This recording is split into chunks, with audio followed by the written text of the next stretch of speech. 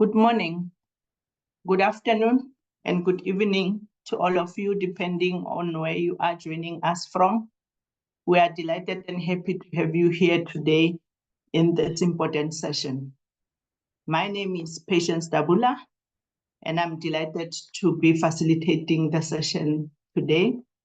Please note that there is simultaneous language interpretation from English to French, and also from English to Portuguese that can be accessed via the interpretation icon on the toolbar at the bottom of your Zoom screen. Please click that interpretation icon and select either English, French, or Portuguese, depending on your preference. Antimicrobial resistance, AMR, continues to be a challenge across the One Health sector.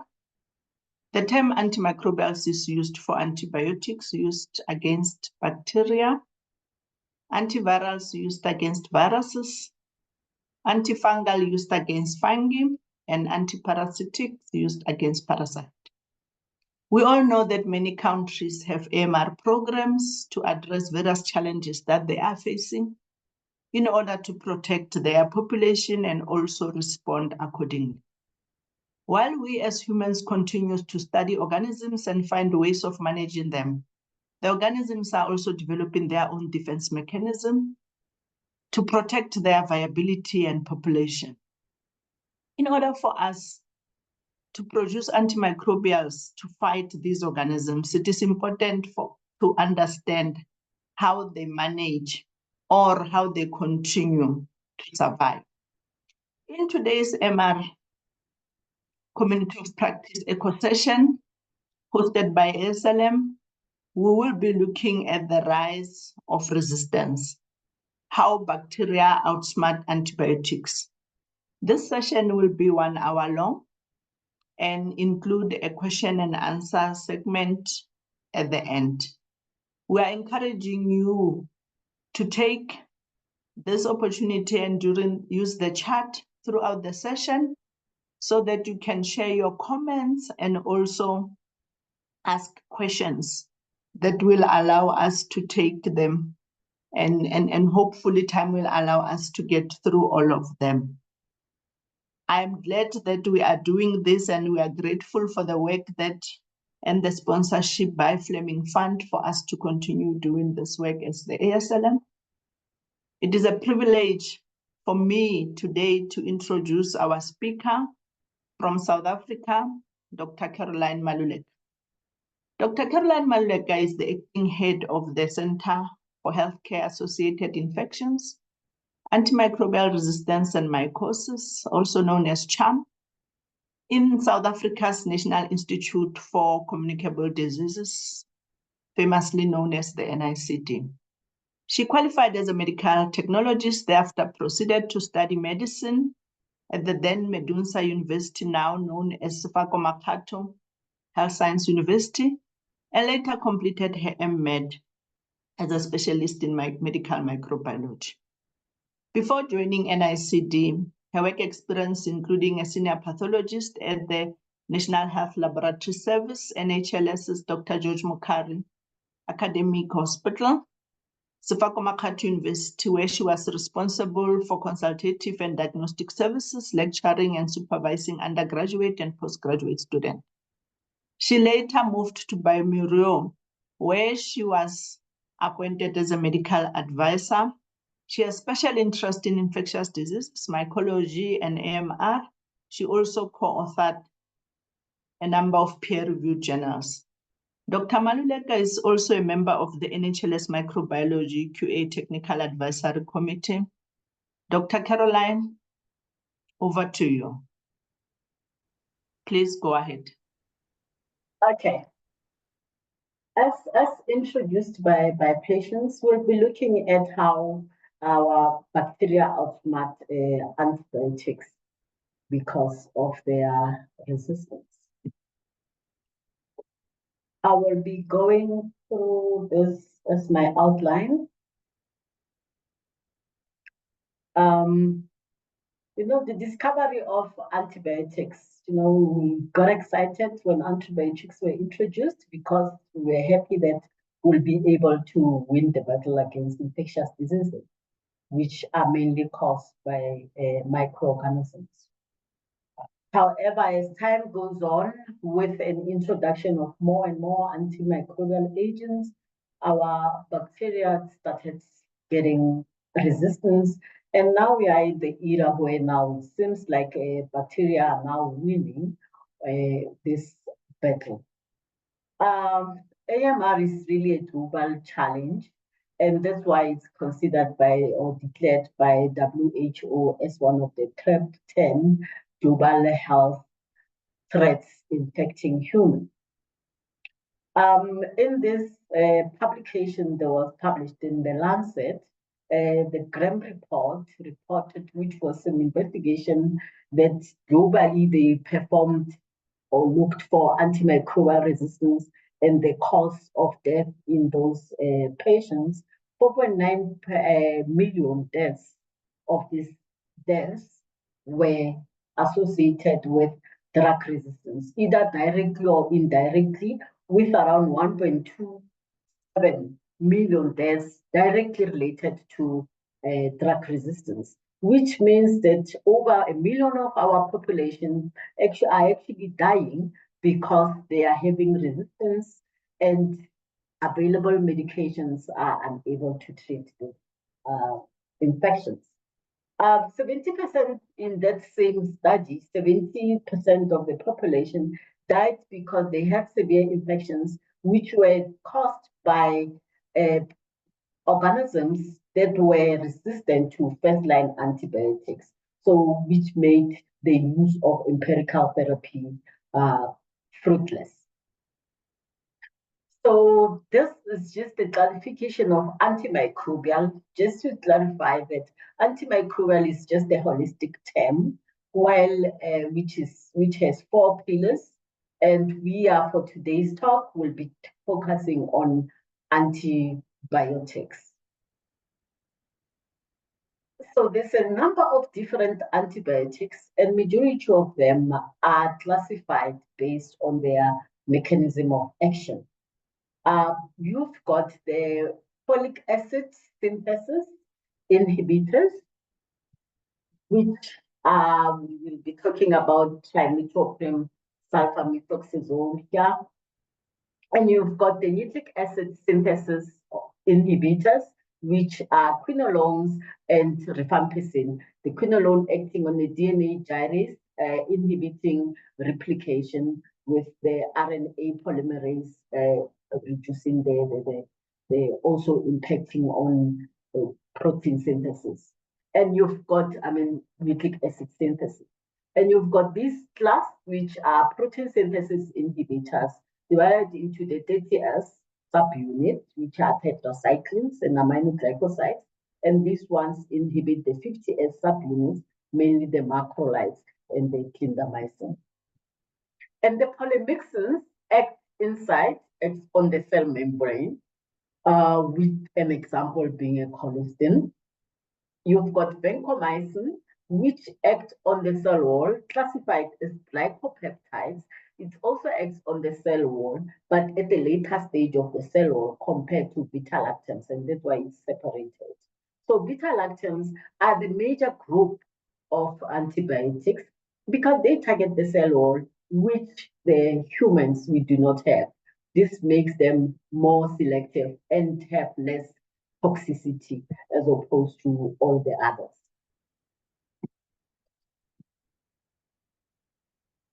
But then bacteria started to now get inhibited by the usual systemic concentration of antibiotics that we administer according to the normal dosage schedule. So you've admitted that usual concentration, usual schedule, but unfortunately they become resistant. And that's what we define as resistant. The reasons for this resistance are a number of them caused by over or under prescribing. We are either prescribing antibiotics when they are not indicated, or we are as under prescription, we are either under dosing or giving under scheduling our antibiotics. And you've got these ones where patients are not finishing their treatment or overuse of antibiotics, which we find in the livestock, and poor infection and control practices in the hospital, where patients' poor hand hygiene impacts on assisting multiplication or transmission of these resistant pathogens. Seen again as lack of hygiene and lack of new antibiotics being developed because the farmer has given up on this problem, and now we are continuing to use somehow ineffective agents. How these organisms acquire resistance? They acquire resistance genes either by vertical gene transfer or horizontal gene transfer.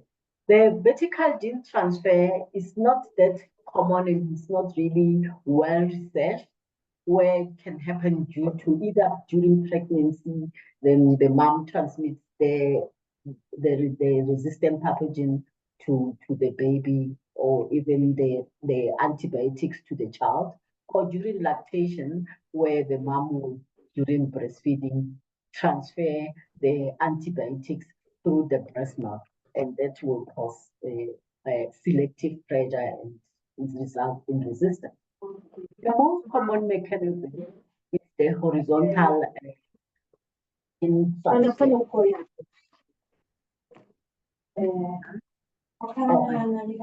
Okay. So the horizontal gene transfer is the most commonly studied method, with conjugation as one where there's a plasmid that is a DNA material that will then can have resistant genes on it. And during conjugation, where now through the sex pili, it then shares the resistant gene with another cell, which is a recipient cell in this case. And then you have transduction, where you've got a phage initially susceptible and gets infect a resistant cell and acquire the genetic materials of that organism, which will probably include the resistant gene, and then goes and gets out of that cell and go and infect a recipient cell with that resistant gene, sharing that gene to a previously susceptible cell, which end up acquiring resistance from this phage.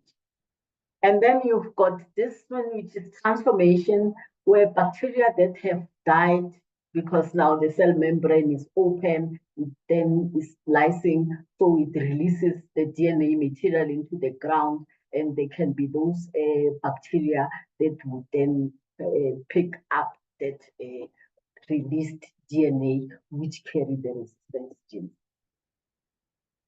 And the mechanism of resistance can either be intrinsic or acquired. In an intrinsic one, it usually happens in wild type, or would say naturally. That organism did not acquire genes, but it's naturally resistant.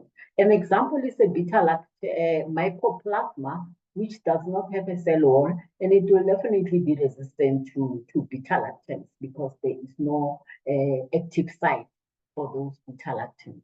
And you've got cephalosporins, which would actually have low affinity. I mean, Enterococcus has got low affinity to the PBP to cephalosporins. So cephalosporins are unable to act there because of the low affinity. Gram negatives, because of their lipoprotein, lipopolysaccharide, the vancomycin is unable to penetrate because it's inhibited by this lipopolysaccharide. And anaerobes with aminoglycosides, that oxygen carrying issue of those aminoglycosides, that's why the anaerobes are resistant. And for the acquired, we've got quite a number of methods. you've got efflux pumps, which are part of the organism. So that bacteria will enter through the efflux pumps, but they will be kicked out by this mechanism of increasing this pump, putting it outside of the cell. And then you will then have decreased uptake, which is due to either increased the permeability, the impermeability of the membrane. So the organism, the antibiotic is unable to enter into the organism. And thirdly, you've got this alteration of target, where there is mutation on the shape of the target, and because of it, when the antibiotic cannot bind to the original site or the new site that's developed due to mutation. And alternative enzymes, these are common mechanisms for trimethoprim sulfamethoxazole, where it bypasses the enzymes that are needed to form that the folic acid. So it then inactivates those enzymes, and the antibiotics that are acting around that field will not be able to act. And you've got inactivating enzyme. This is the most common mechanism of resistance, especially for beta-lactam antibiotics. And because of that, this is what we're going to be focusing on, really looking mainly at beta-lactamases as one of the inactivating enzymes that we see. And this is just the classification of the beta-lactam antibiotics, classified into 5 groups, with penicillins divided into 3: the narrow spectrum penicillin A stable, which are also called anti-staph, and you've got the extended spectrum, which includes even the piperacillin, tigacidin, which piperacillin being the most common agent that we use to treat our pseudomonas. Cephalosporins, first up to 5th generation, based on when they were developed, and even the cover. As you go down the list, you are losing gram-positive cover. So the 1st, 2nd generation will be better cover for gram-positives, but as you go down, you are increasing the spectrum of cover for gram-negatives. Of course, except ceftaroline, which is a 5th generation cephalosporin, but has got cover mainly for Staph aureus that is introduced because of that MRSA. And we've got Azthromycin and the monobactams, and 4 of our carbapenems, and quite a number now newly introduced, even the beta-lactamase inhibitors. So beta-lactamases are divided, one according to functional classification or even molecular classification. So the AMBLA classifies beta-lactamase according to molecular classification, where the substrate with either serine beta-lactamases or metallo-beta-lactamases. So the serine beta-lactamases, you've got A, C, D, while B is a metallo-beta-lactamases. And these are the A's will then be divided into 3 with a narrow spectrum, ESBLs or carbapenemases. And you've got either again carbapenemases under D and cephalosporinases under C. We'll just go and just talk about each of them as to their spectrum of cover or inhibitory spectrum.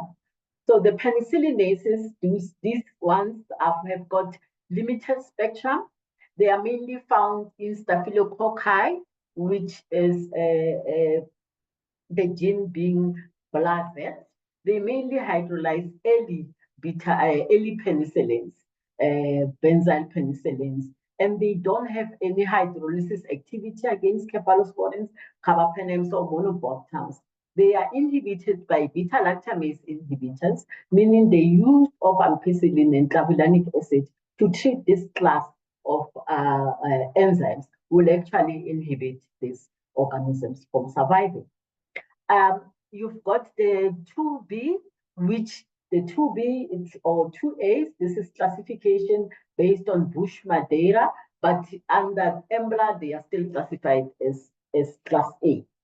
These ones, as I've shown you previously, we've got the narrow and the broad spectrum. So this is just what I'm trying to get through. So the narrow spectrum will be these two, the penicillinases and the 2B. The 2B hydrolyzed early cephalosporins, like up to either first generation or second generation, and they are inhibited by clavulanic acid. They include the new or should we say the wild type M and SHV, and they were discovered around the 1970s, 80s. They are mainly found in gram-negative bacteria. So these are the bacteria that will be ampicillin resistant, for example, and maybe cefazolin resistant. And how do we then detect that? Mainly for the penicillinase, the use of nitrosamine test is what's recommended, which is a chromogenic cephalosporin, which changes color when the beta-lactamase is hydrolyzed.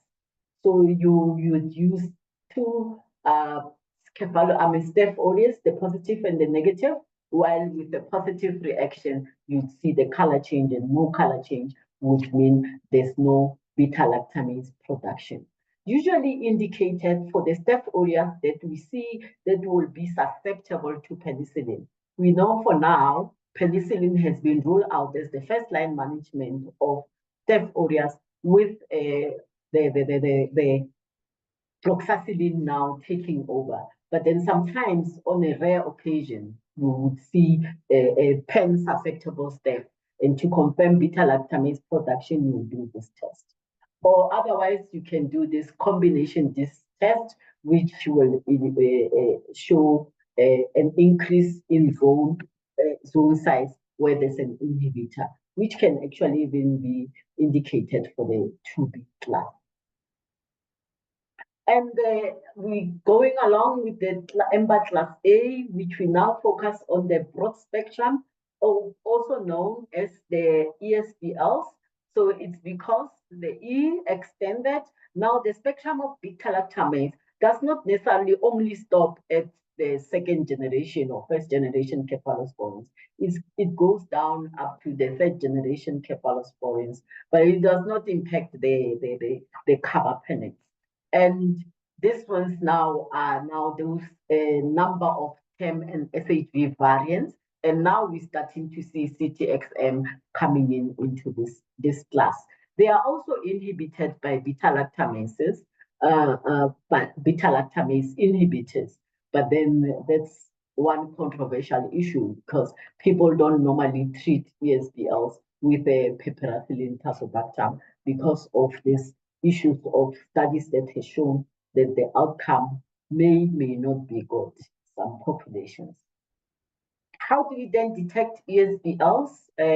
Phenotypically, the most common method is a double disc synergy test, where you put a beta-lactam antibiotic disc next to which is a cephalosporin, number of cephalosporins. You put it next to the ampicillin, and then you can see this enhanced zone of inhibition near the inhibitor, indicating that there is positivity.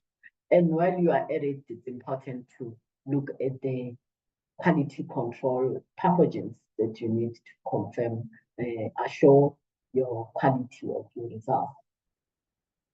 The EMBLA class C, these are group 1s according to Bush-Jacobo-Madeiro's classification. And these cover or they provide resistance to cephalosporins except the 4th generation cephalosporins.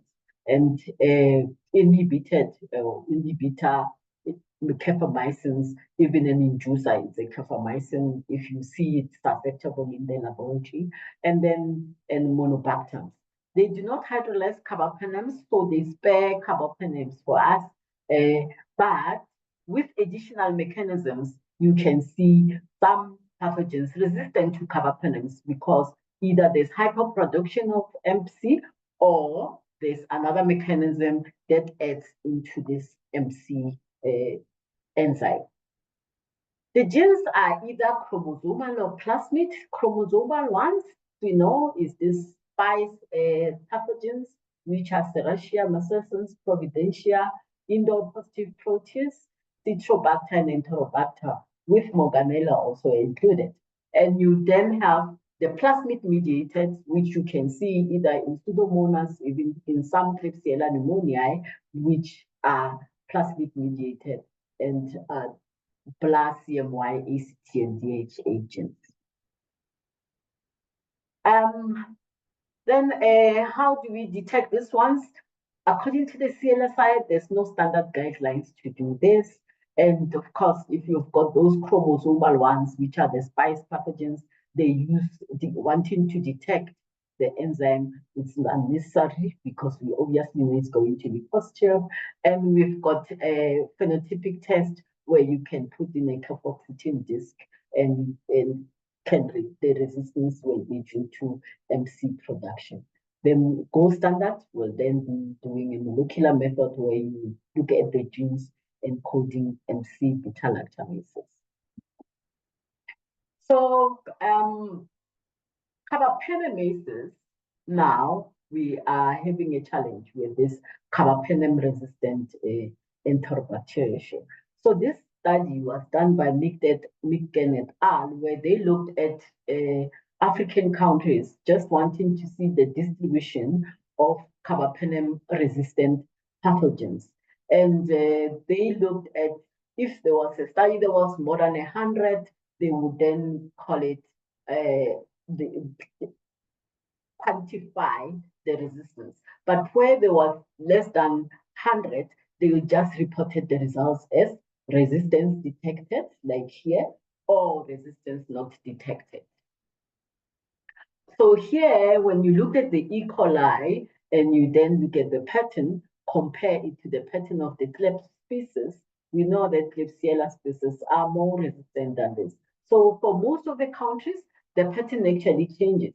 So in orange, we have prevalence of 1 to 5%, which you see here and here, and somewhere in Ethiopia and Nigeria, they are having prevalence of 1 to 5% prevalence of E. coli resistance. And unfortunately, we have this here and that where they have prevalence of more than 5%.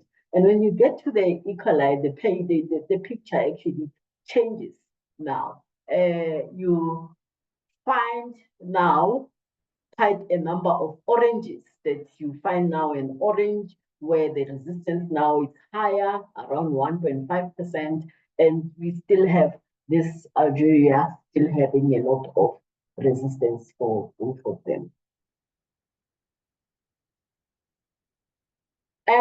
So how do we detect these carbapenemase genes? There's a number of methods that we can use, and usually those tests are indicated in the laboratory when we see Enterobacterialis, that test intermediate or resistant to one of the carbapenems. The ertapenem is used as an indicator for carbapenemase resistance because it's one of the weaker agents. So the MICs, according to the CLSI, 2 to 4 or 2 for ertapenem. And these are the quality control agents that you would use depending on what you are looking for. So this is just an extract from the CLSI to show the methods that's to be used and their usefulness based on what you are looking for. So you've got CARBA-NP, you've got the MSIM, and MSIM together with eSIM. For the CABA-NP, you would see your organisms, or for all of them actually, organisms are enterobacterialis, and CABA-NP is rapid because you just incubate for a short while and you are able to get your results immediately. But yes, it's got quite a number of limitations. It can be expensive. It needs a lot of reagents, and sometimes you've got a lot of invalid results with this method. And you've got the modified carbapenemase inhibition method, which is the MSIM. The MSIM requires overnight. Both MSIM and eSIM require overnight incubation, but it's easy because there's no special reagents needed. You use whatever you have in the lab, and you know they are meant. They've been tested and proven to be more reliable.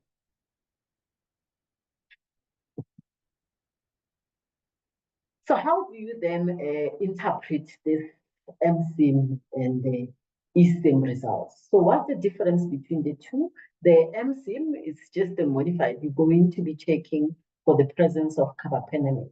When the MSIM is positive, the carbapenemase that is there can either be due to serine, which is group A, ACD, or it can be due to metallo-beta-lactamase, which is class B. It's important because if you're going to use inhibitors or some treatment, the specifics of the type of carbapenemase gene, it's important for management of the patients. So when you look at this, high zones of inhibition, you know that this is negative for both. And you will only do eSIM under these conditions where you are having a positive MSIM. So MSIM, once it's positive, it says there's a carbapenemase, like I said, but it doesn't tell you which one. And then you go further and do an eSIM. With an eSIM now, what you are doing, you are adding an EDTA into that, which is an inducer of the enzyme. And if it's there's a white zone or no zone at all, then it will be negative. And for the CABA-NP, this is what it looks like. Takes a while to prepare these reagents, but you just go and incubate them for a while, and then the results come back. You either have it invalid if you can't really, discriminate between the two. And if it's clearly both red, you know it's positive, and you can see how clearly, negative, and you can see how clearly the positive will look like. It's important to always put a blank so that you have that as your control, and you are able to see how the results are.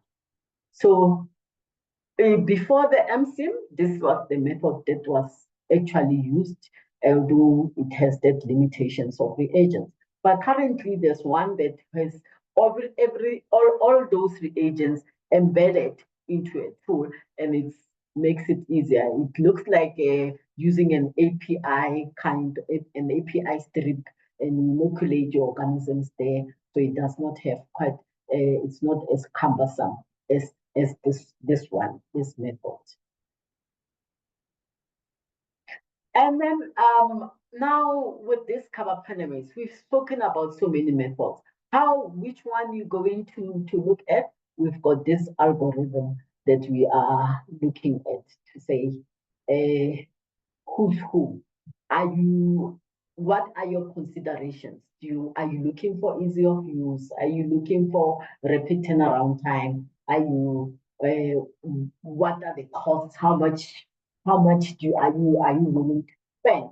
And then if you want same day results, yes, these will be the methods. Multi-TOF, CABA-NP will also be, and there's this lateral flow test that's now being introduced, Didn't see it in the CLSI guidelines. Not too sure whether the CLSI is actually recommending the method. And it also has the ability to check for different enzymes that are produced by these carbapenems. So you go there. So does it have, are you able to detect all carbapenemases? Yes or no? If it's no, you go and do that lateral flow because it detects this 5 and not the others like GES. If you want to know about production of GES, you will not know when you're using this method. And the ones that can detect, most of them are either that cover NP and also the automated systems and some colorimetric methods.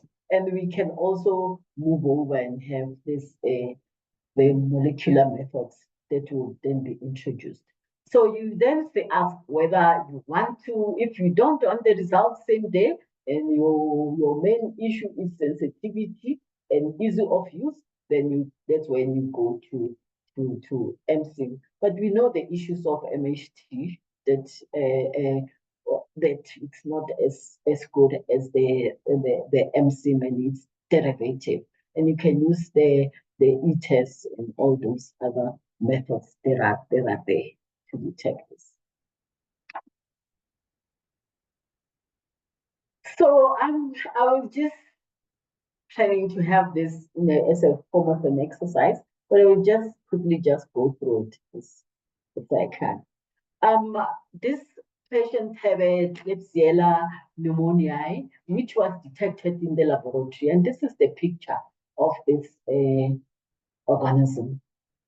And the question is now, what are we saying about this? Do we need to do extra method? Under what circumstances? We said imipenems, meropenems, I or R, we're going to want to do some methods, isn't it? Some either of those cover NP.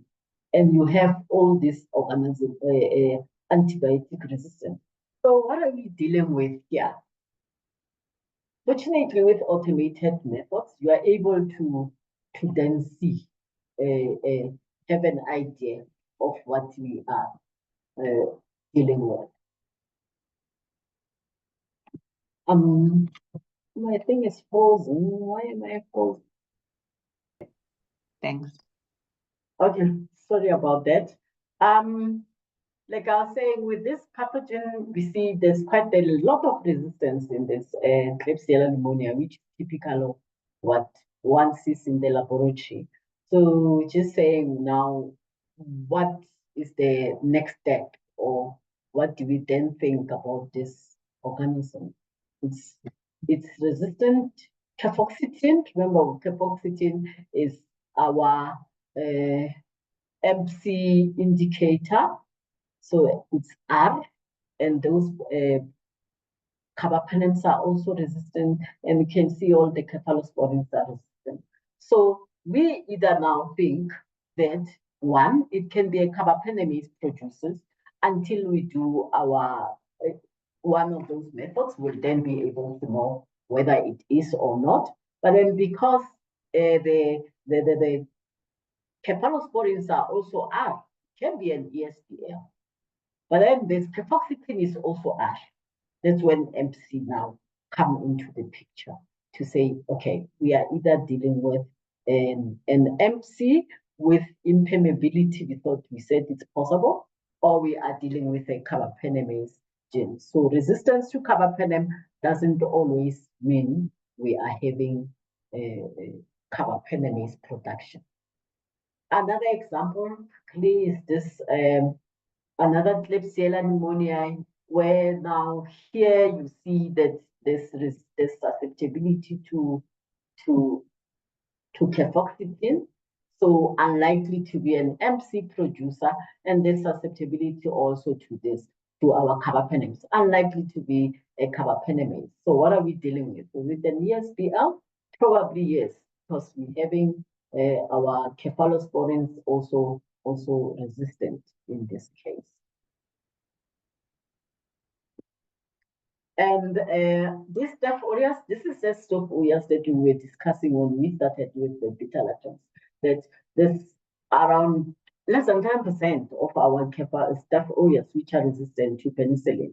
So if you come across this one, the nitrocephin test will be your next step to just confirm as to whether is it really non-beta-lactamase producing, so that you can advise the clinicians to treat accordingly. And here we're looking at this Staph aureus. Cafoxetine is positive, the screening is positive. So that one tells us it's an MRSA. And of course, the benzyl penicillin is R and the oxacillin is also R. But then there is erythromycin that's R, there's clindamycin that's R. This mechanism was not necessarily discussed, but this is one mechanism where we talk about inducible clindamycin, where then that's in the lab we'll see it as a D zone. So this organism, it was put on this diffusion.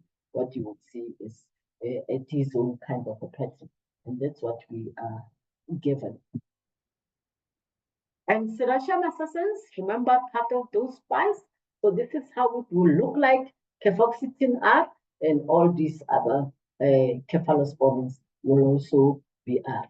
And in this case, the treatment of choice will be cefotaxime. For some, they report that, cefepime. For some, ceftazidime, cefopoxin, that you report them as R.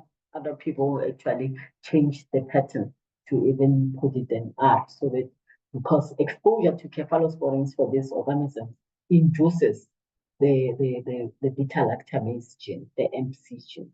So we try to avoid cephalosporins as much as we can. But in these days, with lack of choices, we then just give it and then monitor the patients. So in summary, we know now we are dealing with another endemic, a public health threat of AMR, which is associated with high morbidity and mortality because of these difficult to treat organisms. The use of beta-lactams has led to resistance, and with the most common mechanism being beta-lactamase producing. So as the technical team, what is important is to detect these mechanisms of resistance early so that appropriate treatment can be started for our patients on time. And I would like to thank you and thank ASLM for having me as the host today. Thank you very much, Dr. Caroline, for taking us through the presentation, and thanks for preparation and the time that you have spent to get this thing going. In your presentation, you have showed us different causes of resistance, and some of them we can also take part in maybe controlling on helping on those in our behavior as human beings by doing the basics like finishing the course and not taking antibiotics in cases that when we know that they are clearly not relevant. You have taken time to show us the different ways in which the resistance gene is transferred, the classification of beta-lactamases, and you spent a long time on phenotypic detection of beta-lactamases. It's also interesting that you have showed us a study that happened in this continent where there was mapping of carbapenem-resistant Enterobacteriaceae and the different methods then later of detecting them. And I'm just challenging all of us to do more studies like this and publish so that we can then also be able to get more information and updated information on what's happening in the continent. We have been giving participants an opportunity to also then comment and put questions. There's a comment from Moses who says, I know this forum is basically for laboratorians, but do we have plans to reach out to the general community of antibiotic users so that they learn about this danger? Thanks, Moses, ASLM Community Ambassador. Thanks, Moses, for your insightful comment that's opening our eyes as well. And thanks to Sylvester, my colleague, that also responded, who said, indeed, Moses, we hope that by bringing this information to ambassadors like you, you get empowered to also share this information confidently in your communities. We can all agree that antimicrobial resistance belongs to all of us. It's a challenge and it affects everybody. It doesn't have a profession. It doesn't have a group of people that it follows. It is a challenge that we all must then take part. And as ASLM, we have really, and I can agree, that been concentrating a lot on laboratorians. However, this is a challenge that we will take up and know how to do better. Dr. Caroline, can I ask you a question? What are the limitations of phenotypic methods for detecting beta-lactamases, and how can these limitations be addressed?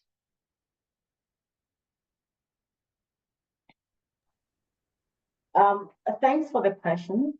Phenotypic detection, unfortunately, does not have the ability to tell us the responsible genes that cause this resistance. They will just give us an idea to say yes. And yeah, you also have that the ESM is trying to guard against that, where you will then know that you are dealing with serines.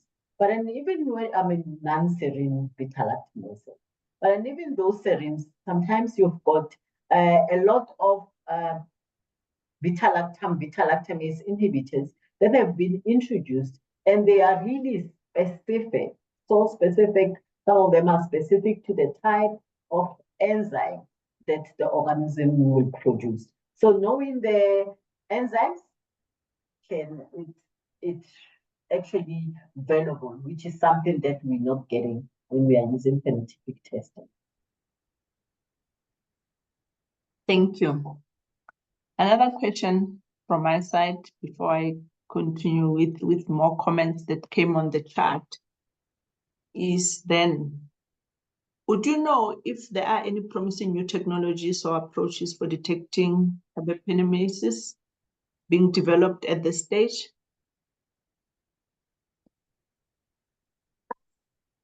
I wouldn't be able to answer that.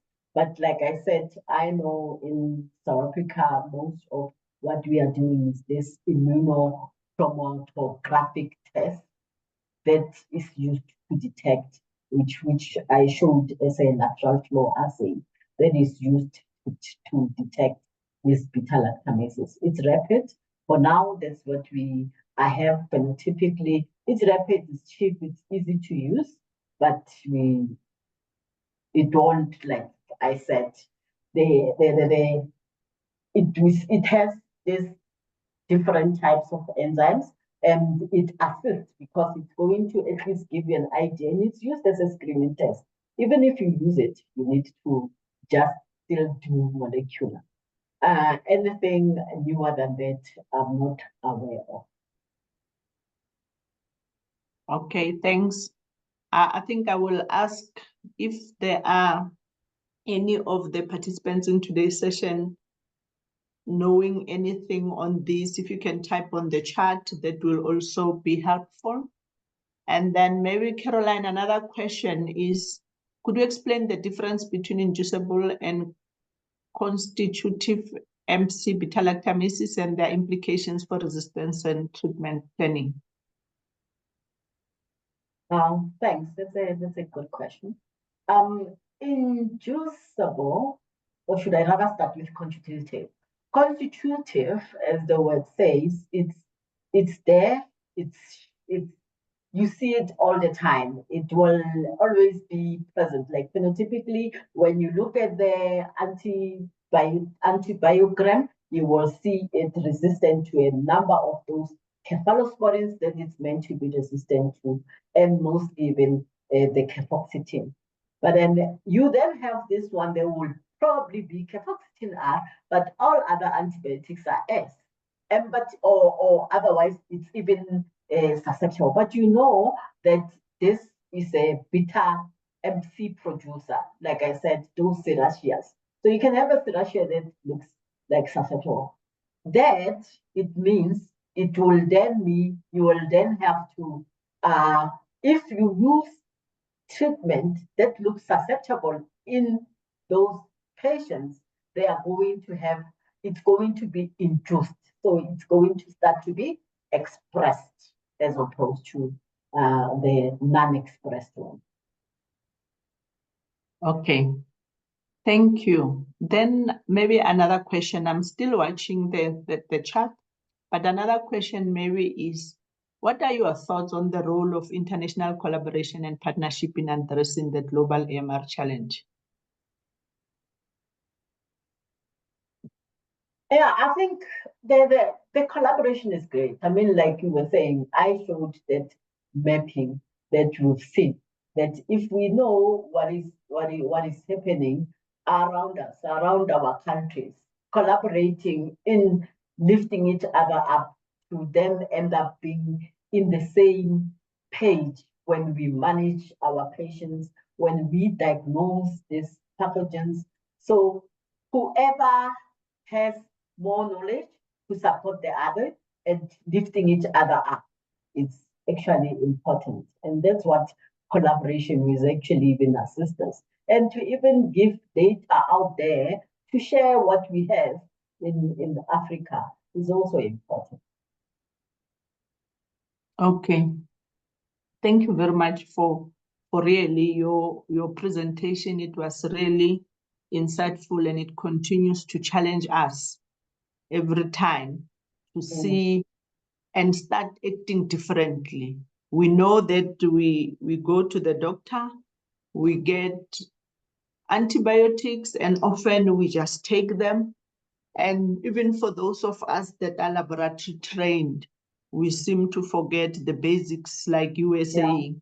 A lot of us go to consult, and I know I have flu, I know it's a virus, I get antibiotics, and I really then consume, and often even when we have then antibiotics that are relevantly prescribed to us, it becomes a challenge. And the moment we feel a little bit better, we then do not then go on and continue and then finish the course because we are feeling better. And I must confess, a person like me, when my kids were younger, I would go in, and then when they give them ampicillin, I think, doctor, for something better, simply because I think I know it may not work, which is also creating a challenge. Because I think our challenge can be lack of knowledge, but at the same time, our challenge is also trying to assume that we know a lot, which is then also creating a problem. Dr. Caroline, thanks for your time. Thanks for the presentation. Continue.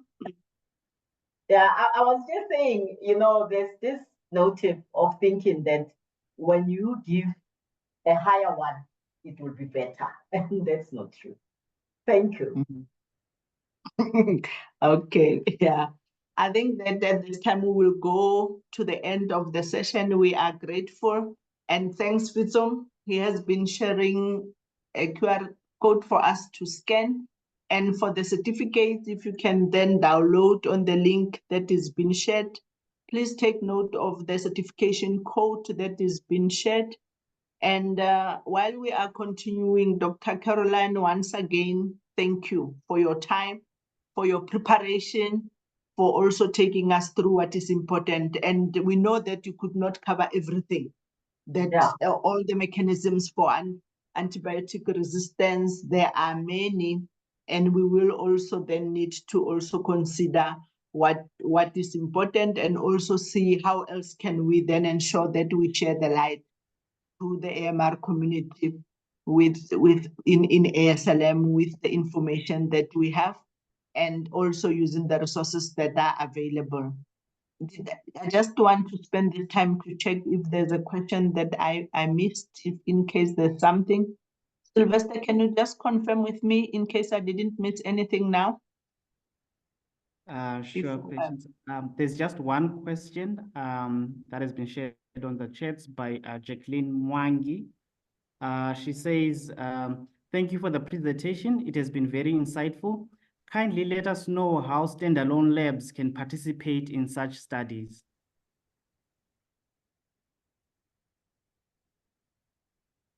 Yeah, it's what does it mean a standalone lab? Not attached to an academic setting or something like that? Is that what they mean? Maybe we can ask Jacqueline to unmute and clarify. Please go ahead, Jacqueline, if you're still online.